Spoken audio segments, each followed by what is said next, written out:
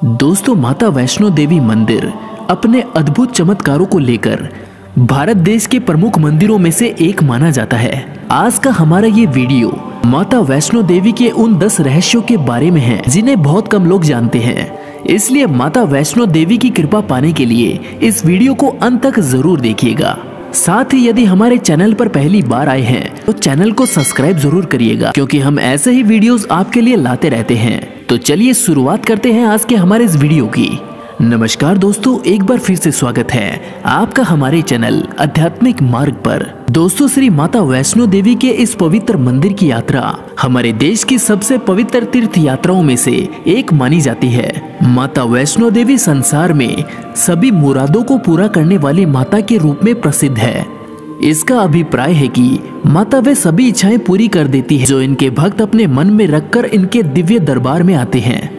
धर्म की रक्षा के लिए भगवान विष्णु के अंश से एक कन्या का जन्म दक्षिण भारत के रामेश्वरम तट पर पंडित श्री रत्नाधर के घर हुआ। इस बालिका का नाम त्रिकुटा रखा गया। जब ये कन्या 9 वर्ष की हुई और इन्हें पता चला कि भगवान विष्णु ने राम के रूप में अवतार लिया है, तब देवी त्रिकुटा ने श्री राम को पति रूप में पाने के लिए तपस्या करना शुरू कर दिया। सीता हरण के पश्चात जब भगवान श्री राम माता सीता को खोजते हुए रामेश्वरम के तट पर पहुंचे, वहीं पर श्री राम और त्रिकुटा की पहली मुलाकात हुई और देवी त्रिकुटा ने भगवान श्री राम को पति रूप में पाने की इच्छा व्यक्त की। लेकिन भगवान राम ने देवी त्रिकुटा से कहा कि मैंने इस अवतार में एक पत्नी व्रत रहने का वचन लिया है। मेरा विवाह सीता के साथ हो चुका है, इसलिए मैं आपसे विवाह नहीं कर सकता। लेकिन जब देवी त्रिकुटा ने बहुत विनय किया तो श्री राम ने कहा कि लंका से लौटते समय मैं आपके पास आऊंगा। अगर आप मुझे पहचान लेंगी तो मैं आपसे विवाह कर लूंगा। इसके बाद श्री राम ने अपने वचन का पालन किया और लंका से लौटते समय देवी त्रिकुटा के पास आए।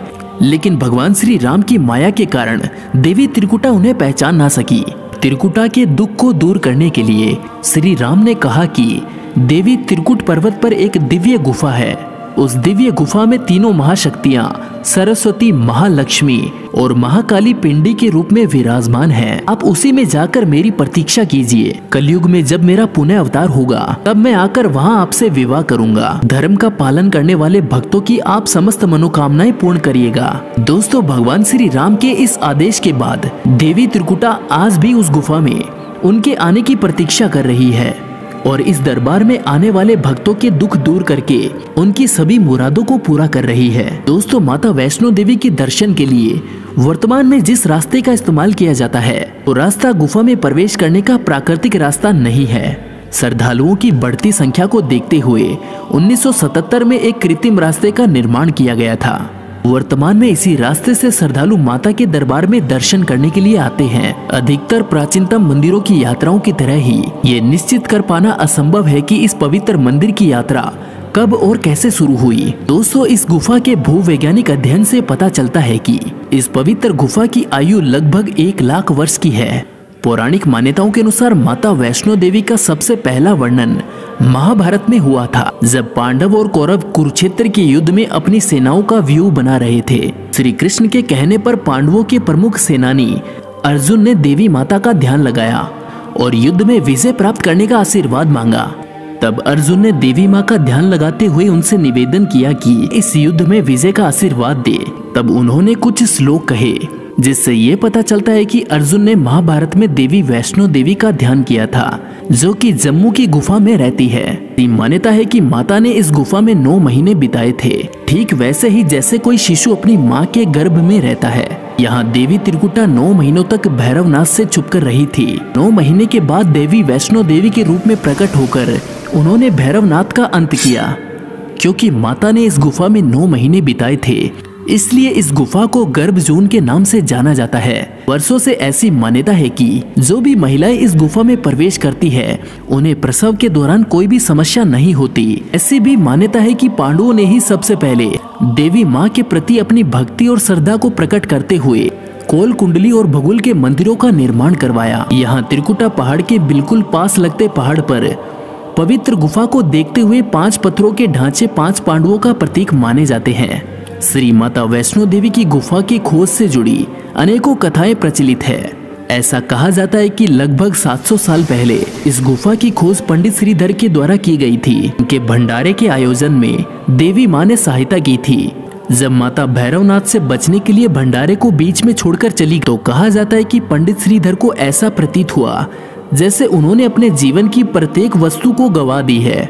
वो बहुत ज्यादा दुखी रहने लगे और भोजन व जल को ग्रहण करना भी छोड़ दिया।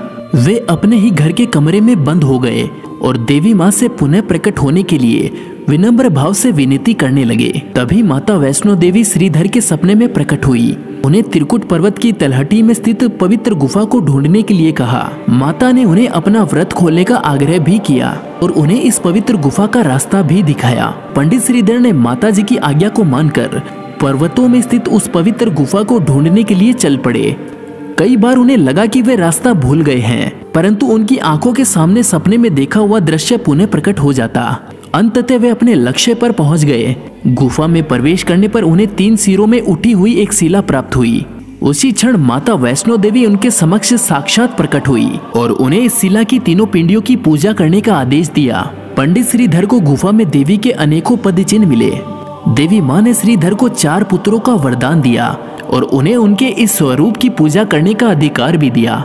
माता ने श्रीधर को इस पवित्र गुफा का प्रचार प्रसार करने को कहा। उसके बाद श्रीधर ने अपना संपूर्ण जीवन माता जी की इस पवित्र गुफा में देवी की सेवा और उनकी भक्ति में लगा दिया। दोस्तों, आशा करता हूँ कि आपको ये वीडियो जरूर पसंद आया होगा। हमारे कमेंट बॉक्स में जय माँ वैष्णो देवी जरूर लिखिएगा। मेरी प्रार्थना है कि माता जी आप सभी की मनोकामनाओं को जरूर पूरा करेगी। ये वीडियो पसंद आए तो इस वीडियो को लाइक और ज्यादा से ज्यादा शेयर करिएगा और ऐसे ही भारतीय मंदिरों से जुड़े रहस्यों को जानने के लिए हमारे चैनल को सब्सक्राइब करना मत भूलिएगा। जल्द मिलते हैं एक नई वीडियो के साथ। धन्यवाद। जय माता दी।